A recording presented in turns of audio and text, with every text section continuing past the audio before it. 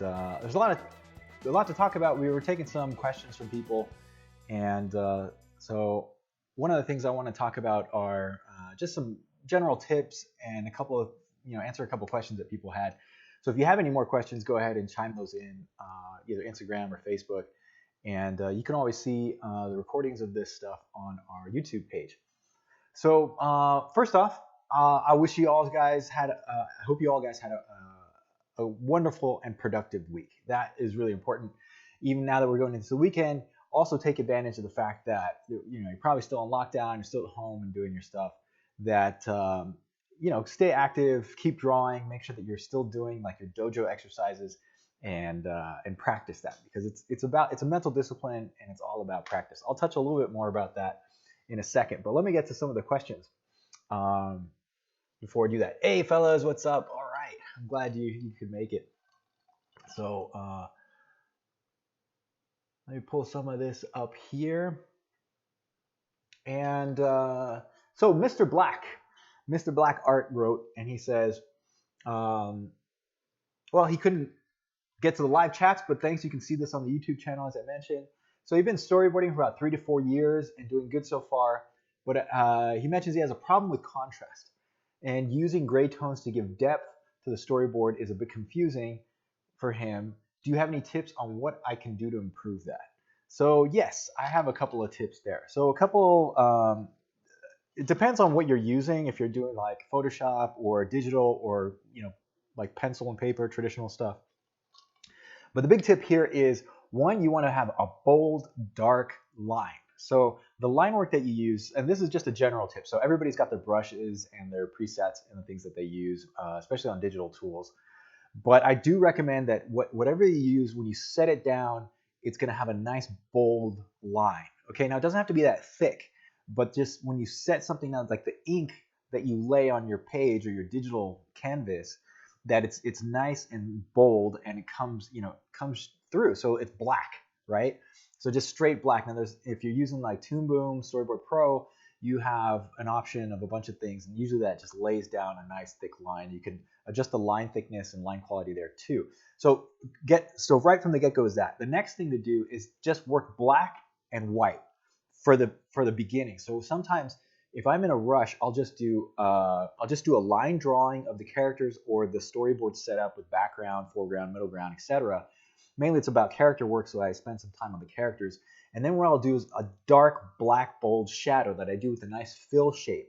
So right there you're getting the contrast from complete zero white to 100% black. Okay, so that contrast will make you bold, push things bold.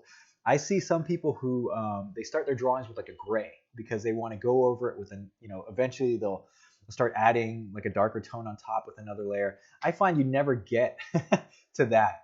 You never get to that point. Sometimes you run out of time. So what I recommend is start from the get-go with a nice black. And the good thing is you can always put another layer on there, especially with digital tools, bring down the opacity and go over that there. So just throwing in a thick shadow shape, even if you have like a character's face, you can put the shadow of the side of their face here and have it cast on their shoulder, and that would be complete black. So don't worry about putting tones there yet. So then the next thing you want to do, if you want to add some tones, is come up with a series of gray tones. And okay, so you got black and white, there's two. So put something in the middle, about a 50% gray. And then I'll put one, just to add a little variety. So 50% gray is in the middle. I'll also go half of that, so about 75% gray. So that's on the darker end. And then you can also do a 25% gray, and that's on the lighter end, right? So there you can add in more tones, and that way you get a range of values. But don't go crazy. So I wouldn't actually keep your like grayscale up there that you can do just with your full tones. You just want to pick like those 5. So that'll give you white, the middle, the black, and then 75 and 25%, and then you go. And you limit yourself to that. And I would actually stay on, if you want more contrast, stay on the darker side. So middle tone gray, 75% gray, and black. And that's all you get. And then the white stuff will really pop. Another tip, if you want to make something pop, is you got a full background. You can change the background color. And I usually actually start with a mid-tone gray on my boards. And I like to pop things out with a white. So I'll draw the character in a dark line, and then I'll fill in the character with white, and that automatically pops him out from the background. But that's just the way I do it. Some people do it backwards. Oh man, we got Master Jerome Pena on Instagram. Get out of here. What is that knucklehead doing on this? Anyway, talking about contrast, go check out that guy's Instagram page because he is a master of pen and ink and contrast. And there's a lot of cool things you can do with digital tools, but just keep it basic because you're gonna go crazy if you like start messing with colors and tones and grayscale. Only if you have enough time, but just keep it really simple. So hopefully that helps. And another question that Mr. Black here has is about story beats. So he's asking, can you explain a little bit about story beats? And this one can get a little bit complicated. I'm going to pull up one of the cheat sheets that I have for that because if you think a story beat is a moment in time, right? It's sequential art, right? And because of that, what you want to do is think of the major action moments in any particular sequence, and that you would consider it a beat. Now, the cheat sheet that I want to pull up for you is, and I think I have this on Storyboard Art. I'm actually looking, because ironically, I wrote a book about storytelling and visual storytelling. Some of you guys have seen that. And not to put a plug in the book, I don't care if you read my book or not, but I wrote out a certain thing, and there's an order to beat. So check this out. And I didn't make this up. I just, this is from things that I've learned over the years. But gestures create actions. Actions create beats, right? That's what we're talking about. Beats create shots. Shots create scenes. Scenes create sequences. Sequences create acts. And acts create the story, okay? That is the progression of that. And I'll repeat that one more time. So gestures create actions. So you got multiple poses for a particular action. Those actions will create a beat in your story. We'll get to talking about the beat part. Beats will create a full shot, and these are the shots that you're going to use in your sequence. And then shots create the scenes, so you got a whole scene, right, of multiple shots, and that's people coming in and out of a location and doing that. And then there's your scene, so then a scene will create a sequence, right? So it could be like an action sequence has multiple scenes in it, right? They're in a car chase, then they go over a cliff, and then you go inside the car and they're starting a fist fight. That's multiple scenes within a sequence. And then you got a sequence. Multiple sequences will create an act in a story, right? And usually talking about 3-act structure, you have a whole plan of how these things, go in an arc throughout the story. And yeah, so that's your act, right? Which is a big chunk of sequences. And then acts will create the full story, right? So, and then that it doesn't matter if it's a short film, a live action thing, an animated thing, feature film, any kind of length, it's the same structure, right? Now, going back to the beats, what you want to do, and this is where you get to beat boards, is when you're talking about multiple actions, you don't have to do every single like minute detail for that moment. That would be more like animation, right? You're doing animation poses. No, that's not the idea. You want to do one storytelling image that is a beat in the story. So it's a moment in time that represents the story in that moment, right? And that's what we talk about in beats. So if that was totally confusing for you, I recommend go to our Pro Artist Guide at Storyboard Art, and there's a little bit better explanation of that as far as structure and beats and how to get it there. And if you still have trouble, well, come hit us up on our Facebook page and ask one of those questions. We'll have some interaction there. Okay, cool. These are great questions, and I see there's more popping up, but let me get to as many as I can. And let me see. Oh, this one's a good one. This one's from Will Kruger. Hey, buddy. Good to meet you, and thanks for the tips here. It's not really a question, but actually I want to comment on some of the things that you have here. So you saying you have some good connections in LA and a couple of good ones where you live in Arizona, but you're feeling a little bit isolated from the art community. And I know probably that comment was directed at me, but I think other people might feel the same way depending on where they live and all of that.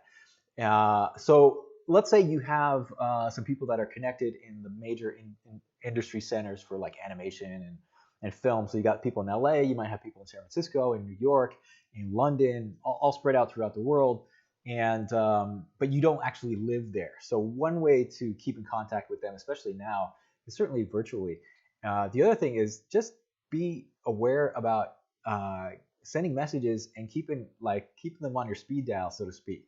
So nowadays you can send a text, you can take an image of something you're working on, just send it to them, say, hey buddy, I've been thinking of you. Here's a sketch I did, right? And at least you keep those connections a little bit hot.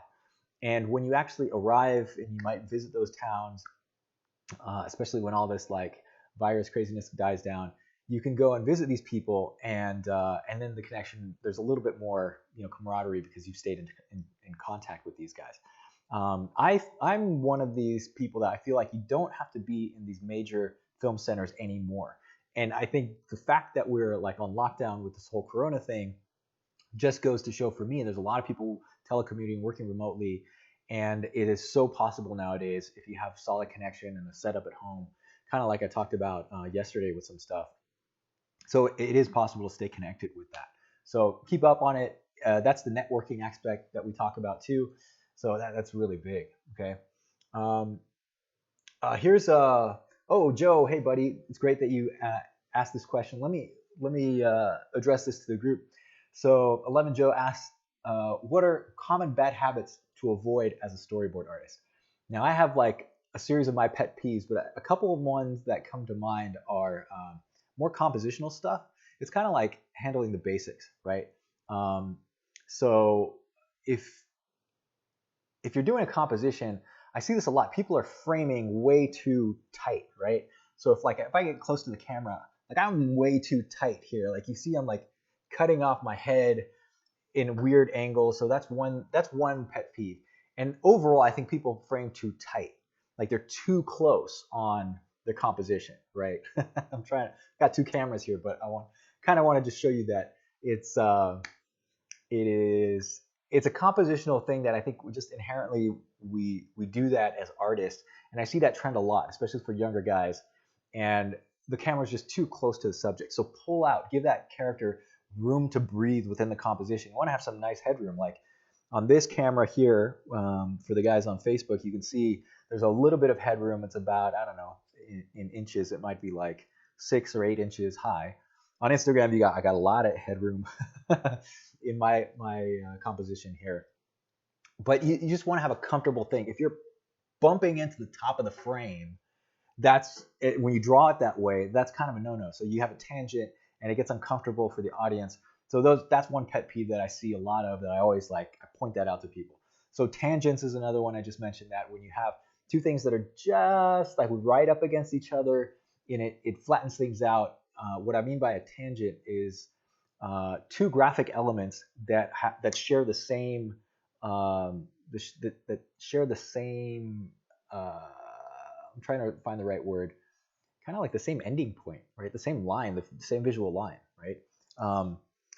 I'm sure there's a better explanation for this, but this first thing that comes to mind. So instead of things overlapping, right? So you see like one hand in front of another, you have things that are just like touching, right? And you just tangent to it. That's like the geometric definition of a tangent.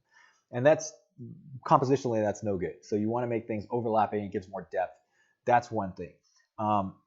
In terms of framing too tight, now the opposite sometimes happens with people. There are people who frame too tight, and there are people who frame way too wide. They go in, every shot is like a medium wide shot, and there's too much empty space in the frame.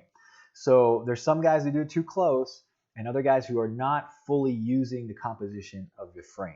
And I point that a lot. I point that out a lot too, because these are things that have been beaten into my head over the years working on productions. And I turn in my work, and then the veteran guys come back and they say, wow, no, you got to do this better, you got to do this better. And after a while you start picking up on these things, and it makes sense to me. It really does, because there's no reason to have such a big vast emptiness of your focal point in a composition, and you're not using any of that visual real estate. Right now, sometimes you do that on purpose. Like if you have a big landscape and you want to show that somebody's really small in frame, yeah, you would do it that way.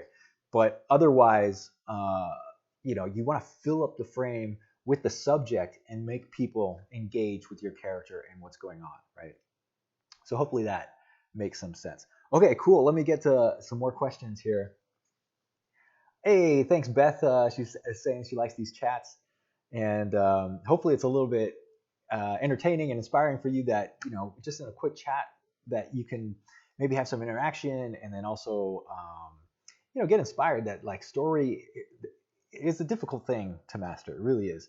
Visual storytelling, there's a drawing component, it's a technical skill, and there's also like a knowledge component with story structure and film knowledge and cinema language. All of that takes a long time. So so it's challenging.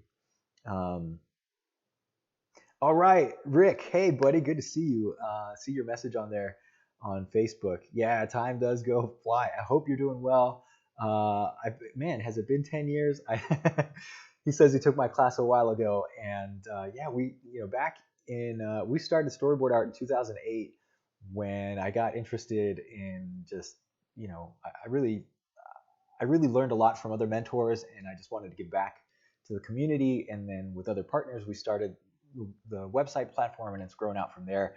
And I think we've done a really great job of connecting, and we can always do better. So that's one of the reasons why we're doing that here. So let me get to some questions that you guys have on Instagram. All right.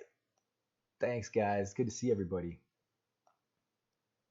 So Adrian Pollitt here is asking any advice for how much to charge an sorry, let me say that again. Any advice for how much to charge for an amateur story artist for commercials? Great question. Everybody always wants to know about rates. Again, I recommend you go to Storyboard Art and the Pro Artist Guide, and there's an entry there on rates.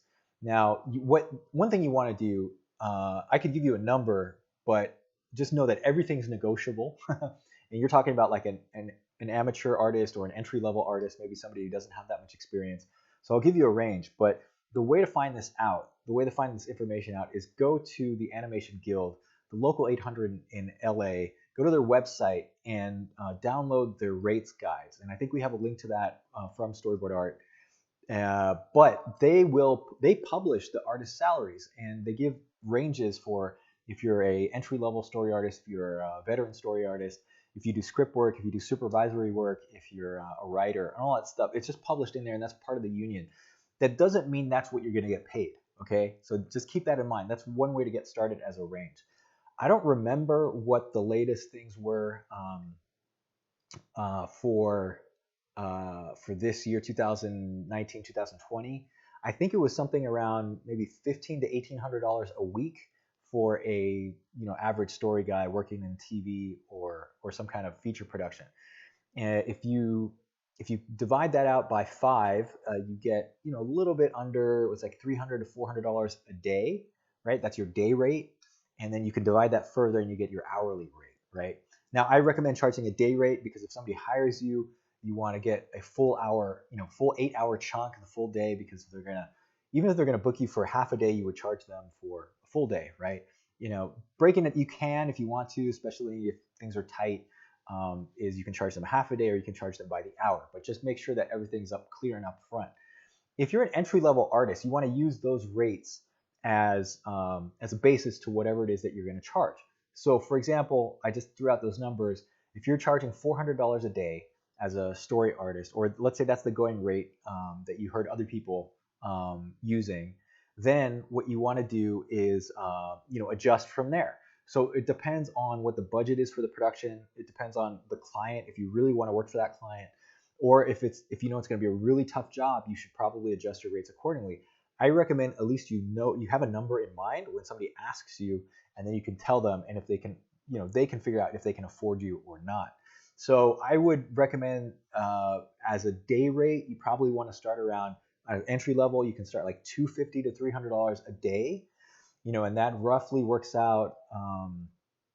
That's about, what is that? $20 to $40 an hour. So something around that range, and then go from there. If you can, get more, that's great. But it's all going to be based on your experience. A couple of things with that. One, you have to earn your money. You have to make you can't just think about hiring hiring a handyman to fix something in your house, right? If they're going to charge you $1,000 an hour, they better fix that thing amazing, right? You better have a new house if they're charging that much money. Or if they're charging $5 an hour, you're probably, you're getting what you pay for. You're getting like somebody with no experience, and they might break something more than what you're actually paying for them. So, the going rate for, let's say, handyman could be around $80 an hour or something. But they're going to fix the job, they're going to guarantee it, and they're going to do the work. The same thing goes for this with story work or any other kind of freelance work. You have to earn your money, and you have to be a really good service provider. You got to, pamper your client, make sure they're awesome, and they feel awesome when they're working with you, and you're giving them more value than they are paying you in money, right? So let me repeat that. You're giving them more than what they're actually paying you. So what does that mean? That means the amount of money, let's say it's $50 an hour, right? Just random number to throw out there. But what you're giving them in value is like $100 an hour because you're on time. Your drawings are amazing. You're always happy and perky. And that way they love working with you. So for them, for the client, it's the perceived value that they're actually getting a bargain by paying you that $50, right? And you happily take those $50, right? The idea is that you want to keep them happy and know that you're solving their problems.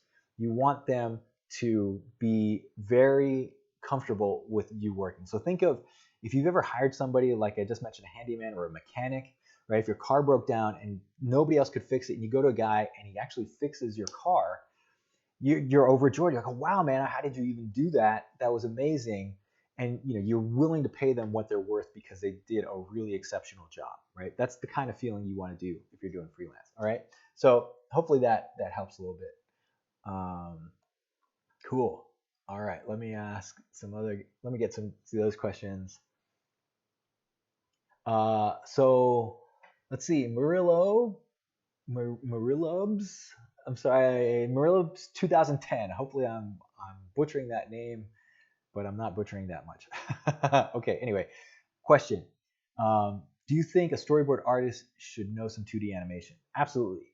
I think as a storyteller, especially as somebody who's doing 2D work, especially if you're working in animation at all, the principles of 2D animation are universal for stop motion, 3D, or just any kind of visual storytelling. So I highly recommend you guys learn your 2D animation. The other thing, there's a trend in the industry right now with using more animatics and posing out the action in a scene in a very, very elaborate way. And this goes from feature to TV to all across the board. The reason is because the tools are getting easier to do this, and you can time out a scene. So the danger with this is you get into kind of like this storymation thing where you're really almost kind of rough animating out your sequence, which I think can be a little bit of overkill. But the advantage to that is that you make a very clear blueprint for anybody who is going to follow the work that you're doing. And so that comes to play with 2D animation, doing squash and stretch, going pose to pose, making sure things flip and your volumes are really solid. So absolutely, I recommend you guys do 2D animation, especially if you're in any kind of animation thing. You're working with sequential art. You should know how a scene should be properly handled. Now, is it absolutely necessary? Probably not. There are people who get into story work that are not necessarily 2D animators, but maybe I'm biased, but I've seen like some of the strongest story artists have a really good 2D animation background. And that's partly because they learn to draw really fast, they learn to control their volumes, and they have really good expressions, and their poses and everything are always really solid. And that translates extremely well to the story reel and to eventually to the animators when they actually go to animate that. So that's one thing that I recommend there. Hey, thanks for the plug, Joe. Appreciate that, buddy. He's plugging my book. Yeah. All right. Let me get some of the other questions. Cool. And then let me get to some of these on Facebook. Well, big shout out to Tim. Thanks, buddy. I'm glad you like these chats. Yeah, the idea with this is that we just connect a little bit. Now that we're locked down at home, I thought, it's a good idea to do these live streams. The technology that is there, connect with people, and you don't have to listen to me ramble on. What you can do is go to the Facebook group and connect with other guys, and even set up your own kind of internal story group. Like you can have people that you trust with some of the art that you're creating or some of the stories that you're creating, and show them, get some feedback. That's the best way to do it. If you show your mom or something, they'll be like, oh yeah, it's great. So you're not going to get like critical or constructive feedback to that. So weigh the people that you're trying to show your things to. But if you have some trusted friends that also know about storytelling, they might be able to point out some things that you can't see because you're so deep in the trenches of creating your stories. So Tim is asking an interesting question here. He's saying, "Are you going to set up another mentorship program? It was amazing. I learned so much." Thanks, buddy. I really appreciate that. So for some of you who don't know what we're talking about here, is back in 2018, we started a mentorship program, and this was the first time that we ever did such a really elaborate and long-term course. And this course, it went through a year, and it actually got extended because I got delayed with some personal projects and work. But that was also kind of the idea. Is like, you practice what you preach, and the stuff that we're doing at Storyboard is not hobby stuff. This is to get you guys focused and get you into the business. So anyway, we went a little bit, like I think almost like a year and a half, guiding people through these extra story exercises that was focused to improve your portfolio. And we were all kind of mentoring each other. I led the group, and I certainly tried to help guide people along. And we all did this in a really cool group setting with everybody online. So there's people from all over the world. And every 2 weeks we would meet, and they would go through these lessons. It does take a long time to learn the story skills. That's why we made this a year program. So we are looking to do that again, and we have to check out the timing of it because with the whole like shutdown and everything, it makes sense for people to connect online and to do these things because the film industry is not going away. Narrative storytelling is not going away. In fact, I think it's going to get even better. Think of the things that people are taking advantage of now that are narrative storytelling and visual storytelling based. Right? Streaming services, you got Disney Plus, you got Netflix, Amazon, your apps, like anything on your iPad or your phone. You're always looking at videos, right? Video is huge now. So you got 4K video, which is really high resolution stuff. You got YouTube, which is blowing up. So like, people who are worried, maybe the uncertainty that might be happening in the economy or anything like that is probably on everybody's mind. But I would say when it comes to entertainment and visual storytelling, this stuff will not go away. It hasn't gone away in 10,000 years as we've been here as humans, passing stories from one person to another in front of a theater, and then from a theater it became a motion picture thing. You actually start taking photographs, and then now it's really advanced when you're doing some like high-tech digital stuff. It's still storytelling. That's not going away. So I can't imagine that the boom in episodic TV, the boom in YouTube and apps and Twitch and everything else along the way is going to suddenly disappear because we had a blip on the radar with a little bit of a virus thing.